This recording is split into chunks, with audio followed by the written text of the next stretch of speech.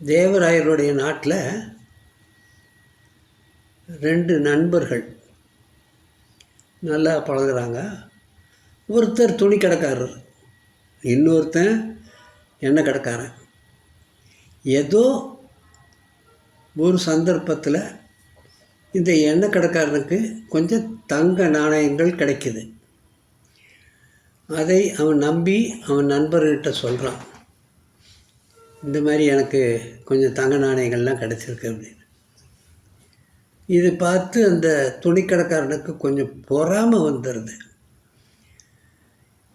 எண்ணெய் கடைக்காரனுக்கு தெரியாமல், தன் நண்பனுக்கும் தெரியாமல் அவனை ஏமாற்றி இது தங்க காசுகளை திருடிட்டு போயிடுறான்.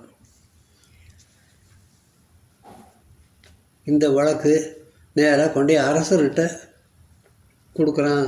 எண்ணெய் கடைக்காரன் கூட்டிகிட்டு வா அந்த துணிக்கடைக்காரனுங்கிறாங்க. 2 பேரையும் நிறுத்தி வச்சு கேட்குறாரு அரசன்.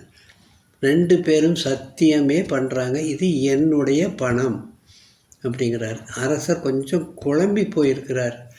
என்னையா இது, 2 பேரும் அவன் பணம் சொன்னால் நான் என்ன சொல்கிறது, எது ஆதாரம் இருக்கான்னா, ஆதாரம் இல்லைங்க இதுதான் எனக்கு, இல்லைங்க இதுதான் எனக்குங்கிறாங்க. ஆதாரம் இல்லாமல் நான் என்னத்தை சொல்ல முடியும் அப்படின்னு சொல்லக்கூடிய அந்த கட்டத்தில் உள்ளே நம்ம தெனாலிராமன் வர்றார்.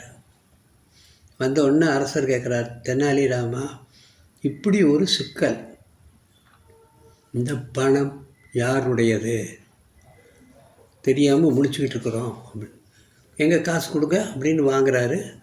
வாங்கி கையில் வாங்கின அதே வேகத்தில் அந்த மண்டபத்தில் ஒரு சின்ன தண்ணி தொட்டி அழகுக்காக வச்சுருக்கக்கூடிய ராஜாவோட மண்டபத்தில் இருக்குது. இந்த பணத்தை இந்த தங்க காசுகளை வாங்கின உடனே அந்த தண்ணிக்குள்ளே போட்டுடுறாரு. போட்டுட்டு ஒரு கொஞ்சம் காத்திருக்கிறதுக்குள்ளே அரசர் கேட்குறாரு, என்ன தெனாலிராமா கிறுக்க மாதிரி அது நாணயத்தை வாங்கினா கொண்டு போய் தண்ணிக்குள்ளே போட்டார் அப்படின்னு. அப்புறம் போய் தெனாலிராமன் அதையும் உத்து பார்க்குறாரு.